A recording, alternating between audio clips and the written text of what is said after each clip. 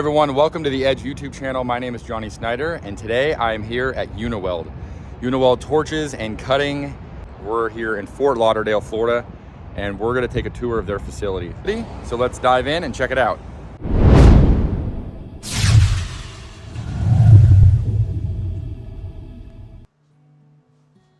All right, welcome to our video here at Uniweld. So this is the outside of the building, and nice little entrance here.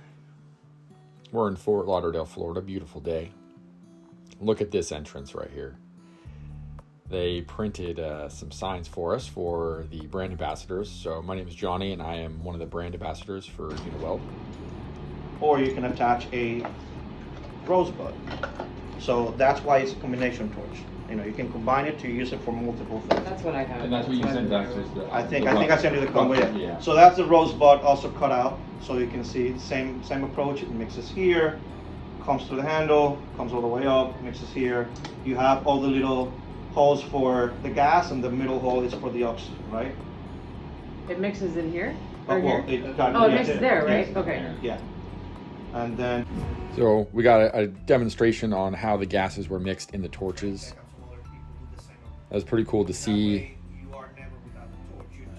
where the gas, each torch is a little bit different on where the gas mixes, some in the head, some in the body. It's pretty cool. And this is just a breakdown of the inside of a regulator. Something you don't see every day. Pretty heavy duty, but also a lot of little fine tuning parts in there.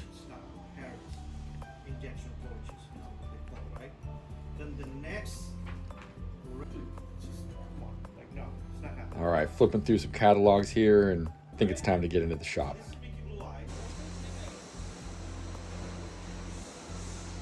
Wow, what a facility this is. So we're starting right off the bat with stock material, stock brass, copper, and they're just milling it down, cutting it to shape.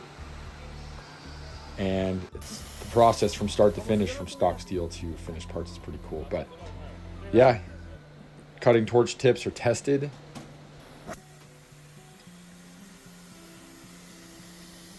Make sure they're all good to go before they send them out. It's pretty cool that they do that.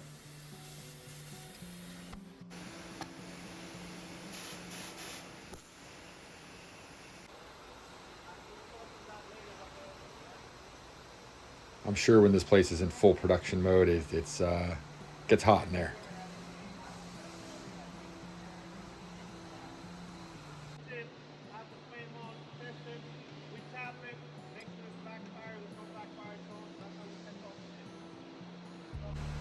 It's a little bit of attention to detail that I really appreciate.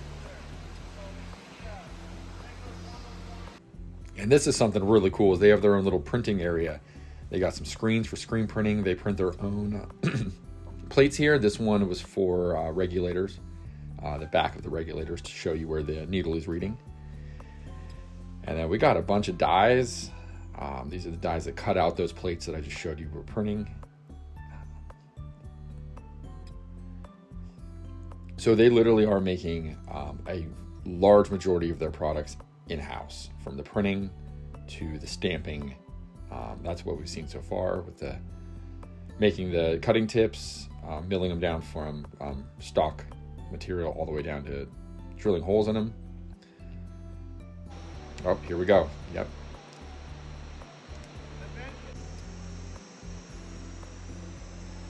Filling some holes in something there. We got some parts, some part bins. Hundreds of thousands of parts there. It's incredible to see.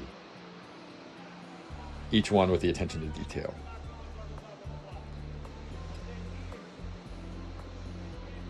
And I like to see a lot of old machinery being used. Some of these older stuff, I can attest to that in my shop, is some of the older machines just are better built to last, and just work phenomenal compared to something, a lot of the stuff out there that's brand new.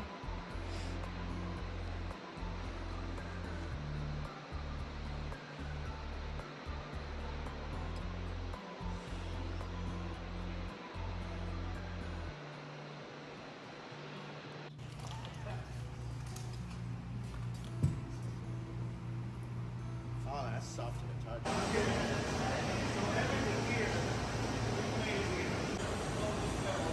as a welder and a fabricator and things like that, I really enjoyed just seeing all the little components and the machinery that they had, how it all went together. They were even making the tip cleaners there by hand, one at a time.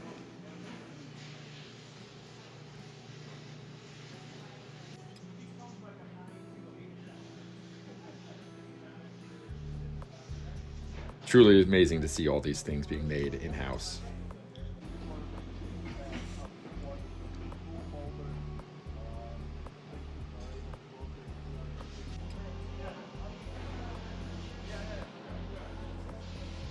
Chase it. All together, we brace, solder everything else, and a furnace back here, which you got. So we plug all the holes, we put them underwater, see if it leaks somewhere. So let me show you here. That's the 71 handle that Jason connects to that one. That's one.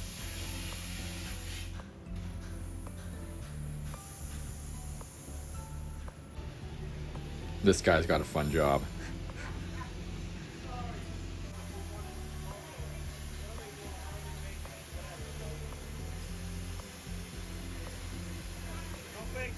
So they test out all their torches and cutting tips. They're going to make sure the hoses don't leak, torches work as they should. Got a big old parts washer. I've never seen one this big, but it was cool to kind of see it in action. And they make their own stands and carts that hold the tanks, smaller tanks of oxyacetylene and oxygen. And yeah, they make them in-house, which is cool to see as well. I say that a lot. Bunch of stock steel for those. So yeah, they powder coat them or paint them, make them all in-house from stock steel to finished product. Carry on, 2 tanks, and so on, so on, so on. You guys know what that is. So, yeah, there's the paint booth there. The guys always high back here. Imagine that. That means that we have to make those from 25 to 50. And that's something that we take up in the bag with the water right through it. Oh, yeah. I gotta say, hanging out with this group of people here, I learned a lot too on my own, just being able to see things in front of us and then ask questions and get some good answers.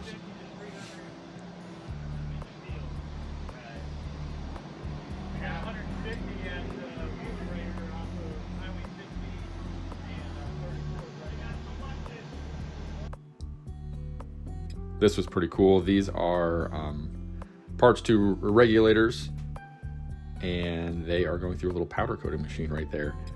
They get powder coated and they get heated through a little heater and come back, and I believe they did 3 rounds powder coating.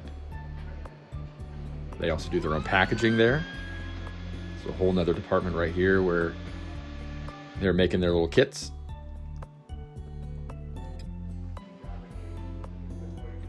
And this is some of the fine tuning here where the insides of some of the regulators have that fine tuning gauges and things like that where they're going to be right on point. So they take them and they adjust each one at a time to make sure they're right where they need to be.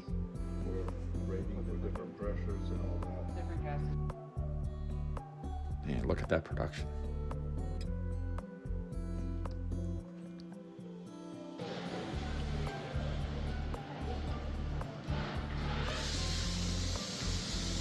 Making sure each one holds pressure, no leaks. That's pretty good attention to detail. I don't know how many other companies do this, but I really appreciate that. CNC machines, these are newer CNC machines. So this one can do like 1 or 2 operations. This place is buzzing like a little beehive. So much going on at once right now. So that's like a It's amazing to see. machine. This is like 2. All right, this was a fun part where we got to get some torches, start cutting some stuff, heat some things up. We got Trent here. He is heating up a railroad spike. We're going to be just twisting it. We were more so demonstrating the torch, different torch tips, different torches, and just seeing how well they worked.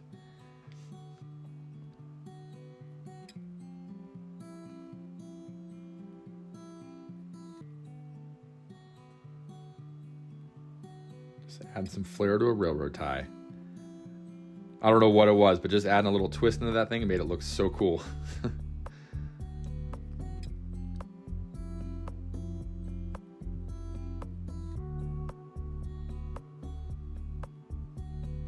All right, Allison trying out a new technique.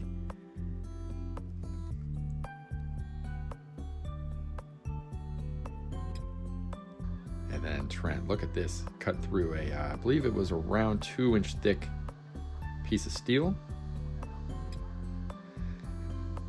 That's the biggest I've ever cut. Up until now, up until then when I was there, was only, I think I've only cut about maybe 1 inch thick so far. So that was a cool experience to try that out. And then some thinner stuff as well. We're just getting familiar with a couple different, torch setups and seeing what works for us, what we like. It's just a cool opportunity to be able to try out a handful of things.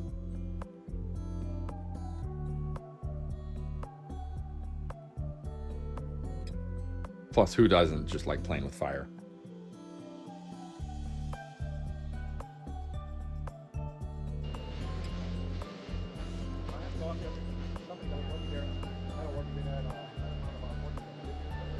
Once again, taking this opportunity to ask questions and learn a lot about the cutting process and everything else Uniweld has to offer.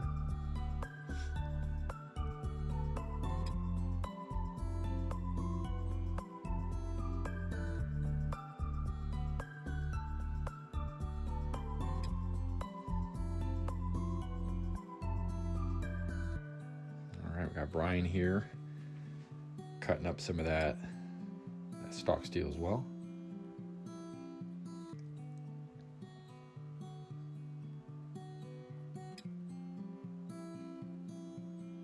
There's something pretty cool about cutting a giant piece of steel. What up, peeps? Here we are, the tub, Say hi, guys. Fort Lauderdale. All right, well, every trip Chilly. can't just be a trip without a little bit of fun thrown in the mix. So we had a couple opportunities to get a little night out on the town.